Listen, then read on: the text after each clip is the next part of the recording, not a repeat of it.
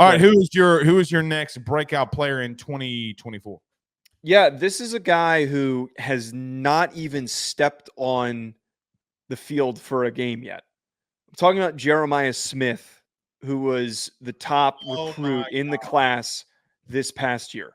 Jeremiah Smith for Ohio State. But don't groan at this one, man. He is a tremendously gifted receiver prospect. It is very rare for receivers to be able to step in early on as freshmen.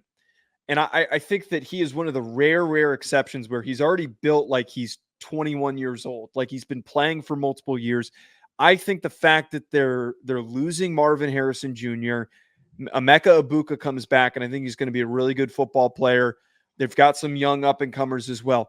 But if you listen to anybody talk within the Ohio State landscape, in the Big Ten landscape, they keep mentioning that if there is a freshman that has a ridiculous season, maybe goes for 900 yards or 1,000 yards and is a key part of a team's offensive success, it is going to be Jeremiah Smith, the wide receiver at Ohio State.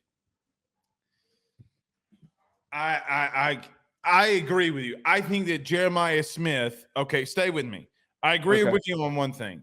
Jeremiah Smith is a physical freak. Kid's going to be arguably one of the top top half selections in the NFL. I'm with you in 3 years. I just don't like picking freshman. I hate it. I absolutely, because here's what I also think. I think Will Howard's going to throw the ball around decent amount.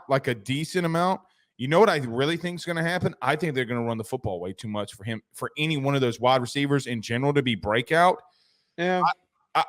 I just don't – I don't see a scenario where, because he's got Cornell Tate ahead of him, he's got so many dudes ahead of him, Joe, I don't know if that's going to be their outright game plan. Like, I think about a Mike Thomas as an example there, who everybody's like, oh, man, why is this guy not in the first round, but was a really good wide receiver? Well, they ran the football a lot.